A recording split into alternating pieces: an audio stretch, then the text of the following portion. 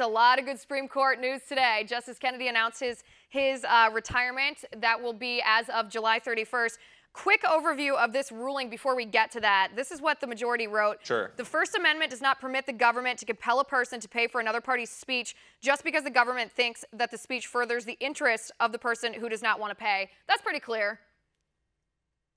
Yeah, so this wasn't as clean a cut case as one might think, because in this capacity, when we're talking about what rights government workers have, we think of the court as acting as we think of the government as acting as an employer and not as the government per se. And when the government is acting as an employer, generally it has the right to circumscribe the speech rights of its employees quite robustly, as any private employer does. But the big overview here is that there was very little suspense as to how the court was going to rule with respect to this issue. In a pair of cases from 2012 and 2014, the 5-justice conservative majority strongly signaled that they wanted to overturn the 1977 precedent called Abood versus Detroit Board of Education that allows public sector unions to collect these mandatory dues.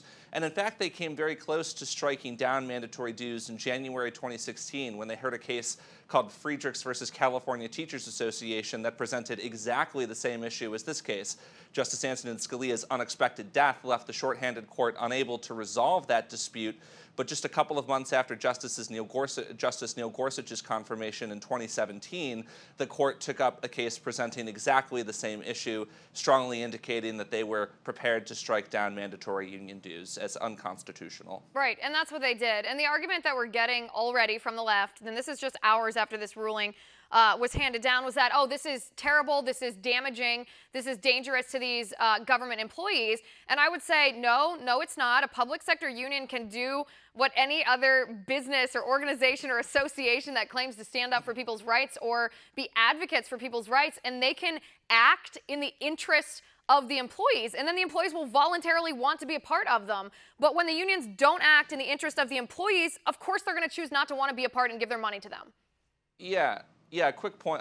Quick note on that point before we move on to Justice Kennedy's retirement. There are 28 states that do not require public sector unions to collect mandatory dues. These are so-called right-to-work states.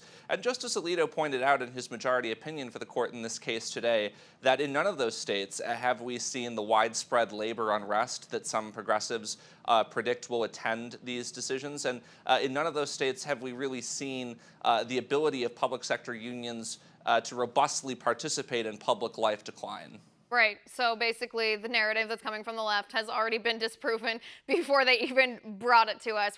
Want to see more videos like this? Click on the link below and subscribe to One America News on YouTube. And call your cable provider and kindly demand that One America News is added to your lineup.